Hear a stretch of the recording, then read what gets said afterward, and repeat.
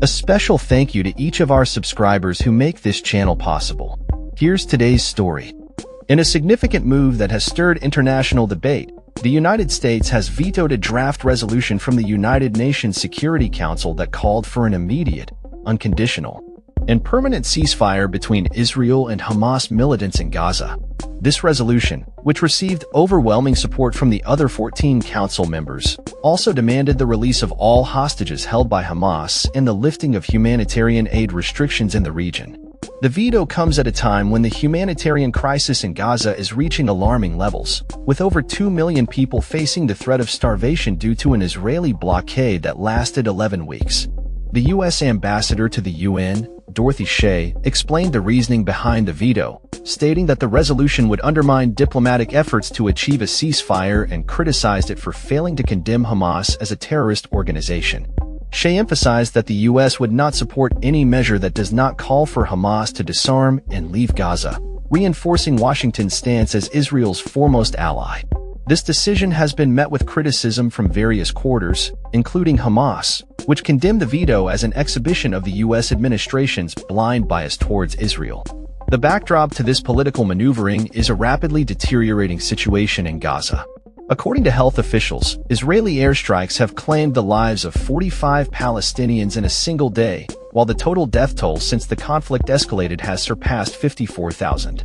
The violence erupted following a Hamas attack on October 7, 2023, which resulted in the deaths of approximately 1,200 people in Israel and the taking of around 250 hostages. The ongoing military campaign has disproportionately affected civilians, with reports indicating that thousands of bodies remain trapped beneath rubble. As the situation continues to escalate, the UK's ambassador to the UN, Barbara Woodward, voiced her support for the draft resolution, arguing that the intolerable situation in Gaza needs to end.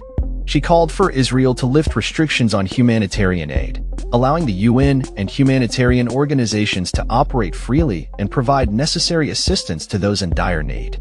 The humanitarian crisis has been exacerbated by recent decisions from the Israeli government to expand military operations and impose severe restrictions on aid, which Woodward described as unjustifiable and disproportionate. The United Nations has warned that the humanitarian situation in Gaza is dire, with the risk of famine looming for millions of residents. Aid distribution has recently been taken over by the Gaza Humanitarian Foundation, GCHF, a group backed by Israel and the US, which aims to replace UN agencies in the region. However, the GCHF's operations have come under scrutiny, with many international aid organizations refusing to collaborate, citing concerns over its neutrality and the militarization of aid.